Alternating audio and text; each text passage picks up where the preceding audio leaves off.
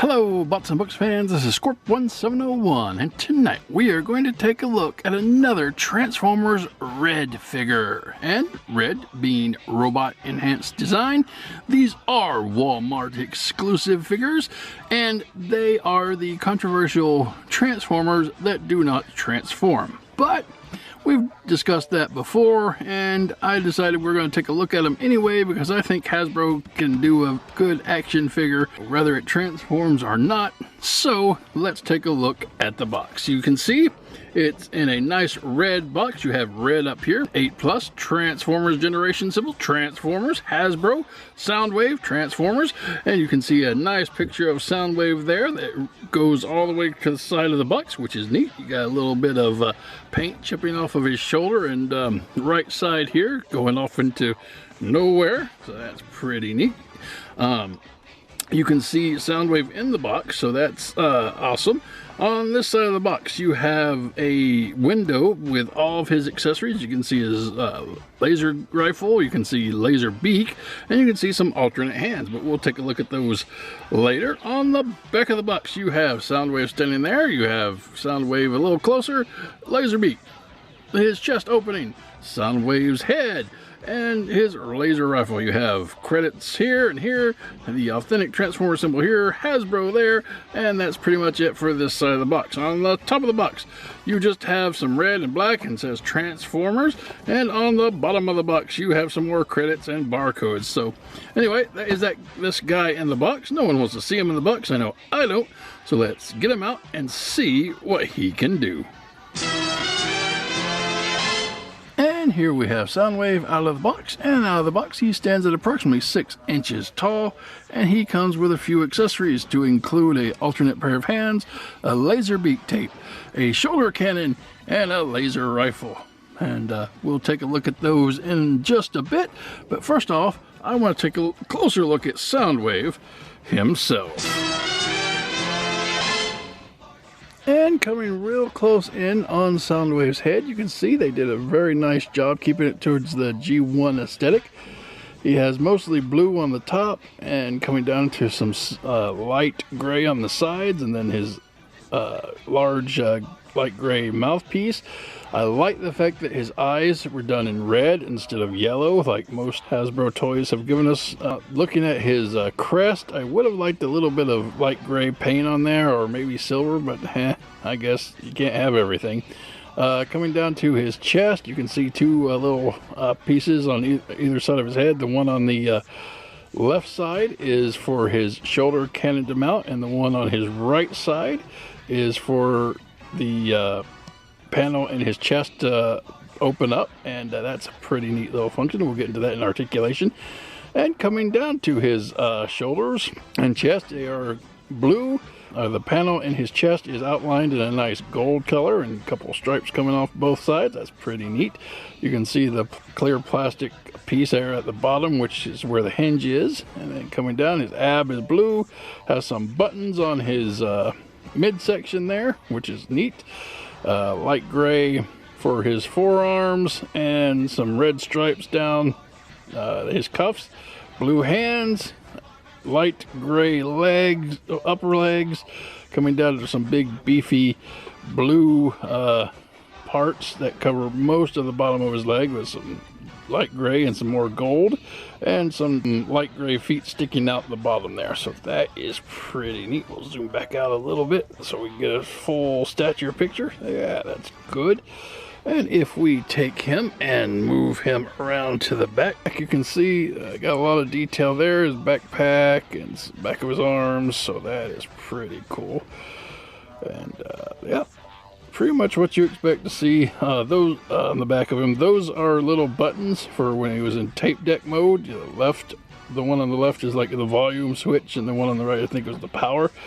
So that is pretty cool that they decided to mold those in. All right, and that is what Soundwave looks like. Moving on. And for articulation, starting at the head can go around 360 degrees. It can look up, it can look down, it can wiggle to the left to right. So that is a lot of good motion that you can get out of that head. Kind of on a hinge, all sorts of different ways. All right, coming down to his shoulders. Shoulders can come up, and they can go all the way around 360 degrees, and they can come back down.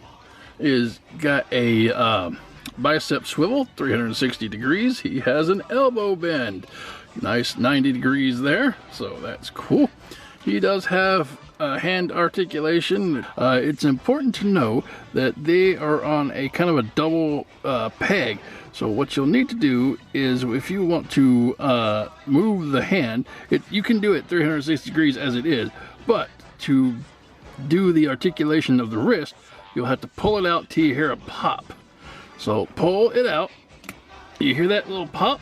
Okay, so that means half of the peg is out, but it's still in there very securely, and that will give you access to the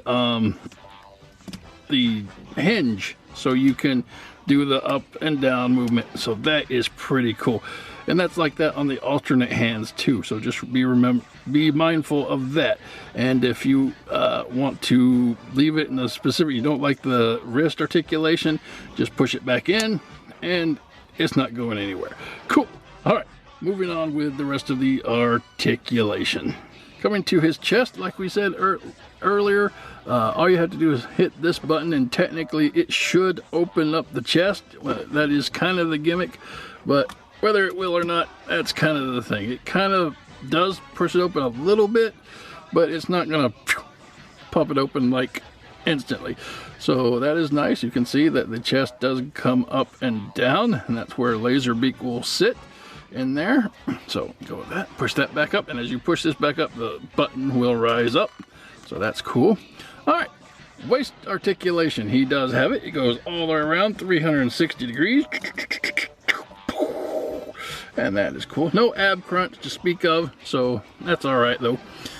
Legs can move up and down, so you can go a nice forward motion there, and then you can get a little bit back, but not a lot, but still that's okay. His thighs can go out, so you got a little bit of movement there, moving them back in.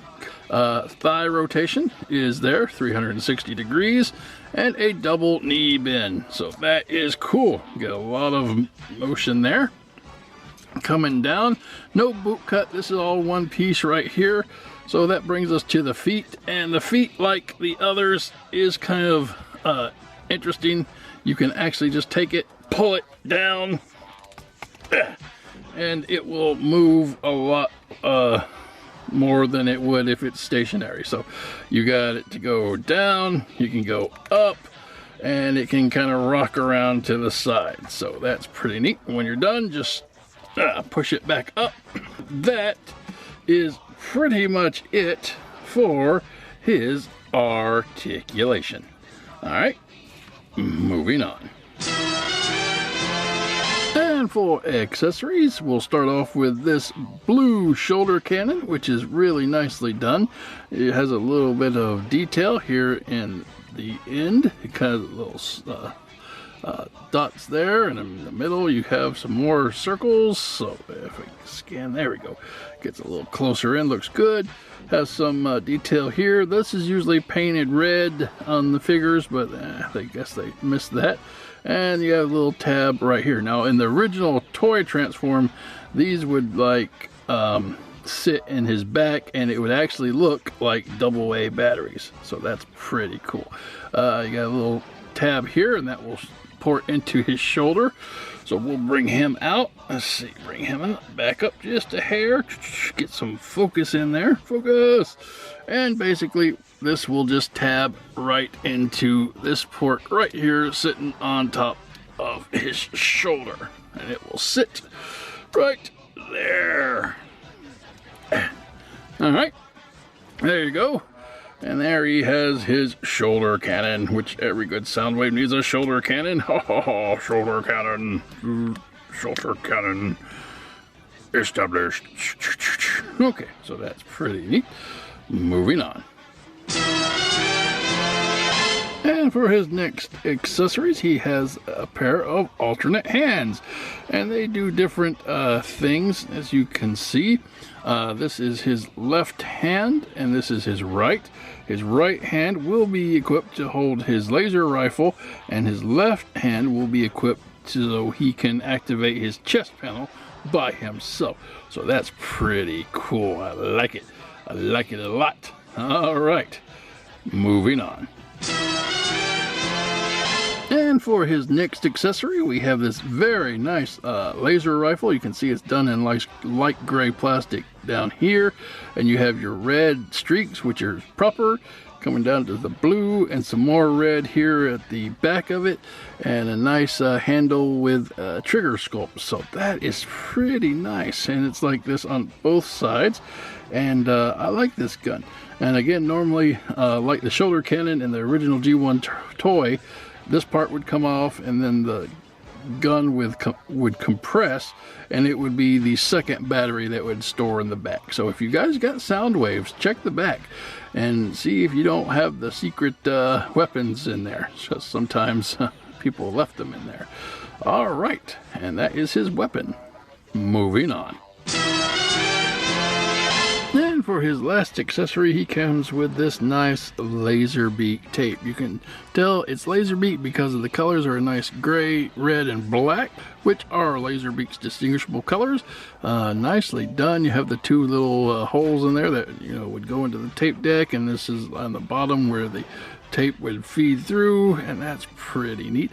And on the other side, some more nice designs, some more gray paints here, some red here. Now this would normally be Laserbeak's head that would pop up if this were the actual toy, so that's pretty neat. I like it.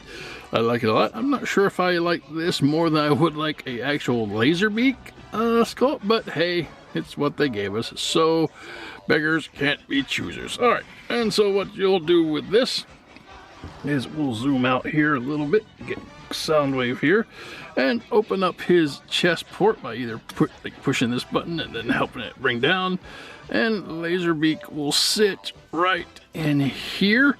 So you can actually have him coming out like this, kind of up right like that, or you can have him placed into the chest like that. So that looks pretty neat. Close that up, and there you have Laserbeak inside. So I don't know if it goes the other way. Let's see. You can definitely get it. See, yeah, go that way too. So however way, I'm sure there is an official way that this thing is supposed to go, but I, for the life of me, don't know what it is. I figure it would be this way because this is normal tape deck and this is the bottom, so I think that would be how it should go. But anyway, that is Laserbeak. Moving on. And full comparison, here he is with Optimus Prime R.E.D. And they look good. I like the scale they have with each other. Optimus and Soundwave were, I think, pretty much the same height in the cartoon, if I remember correctly. And that is good. All right, come on, Optimus. And finally, here he is with Megatron, his leader. And they look really nice together as well. I think Megatron should have been a little taller. I think he was always bigger than most of the Decepticons, but it doesn't bother me that much. So yeah, they look really, really good. All right, moving on. And this has been the Transformers Robot Enhanced Design Soundwave, the Walmart exclusive series of Transformers that don't transform. So, my final thoughts on Soundwave here was he's pretty nice. He does a lot of great things that you would want out of a Soundwave figure. I like the sculpt. It's done good. The articulation is awesome. I really like those pop-out hand joints and pop-out feet. Gives you a little more options of you if you want to have them more secure or less secure. Accessories with him are really good. Again, I would have preferred an actual Laserbeak as opposed to the tape form. And you know, this being $20, I think you could have thrown in a Rumble and Ravage as well. Those are these only 3 tapes that I really appreciate. Don't care much about Frenzy or what's the other? Buzzsaw. Yeah, that was the other one. So it's always been for me in the cartoons, Rumble, Laserbeak, and Ravage were his 3 big ones. I wouldn't have minded those.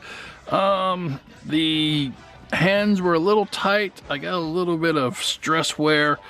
You might be able to see here, trying to open up the palm to put the gun in, and so that was kind of a bummer. I think they could have, I don't know, made them a little bigger, but it could just be you needed to warm up the plastic. Some toys, if you don't warm up the plastic with a hairdryer or boiling them, believe it or not, they will not move as well as they're supposed to. It has something to do with the plastic getting all stiff and brittle. But anyway, so that's pretty much this guy. This will be the last one that we have that we're going to take a look at in Wave 1. So the next wave will be out sometime this year. I'm not sure when, and I do plan on taking a look at a couple of those. But I don't know. Whereas the line is good, I don't know if it's meeting the level of the Marvel Legends or Star Wars Black series, because they're the same amount prices, but they have better paint details and stuff on there. Now this is bad, but I think it could have so much more for what it is. But anyway, that's just a little nitpick of mine. So that was the review, guys. I hope you enjoyed it, and until next time, keep playing. Oh,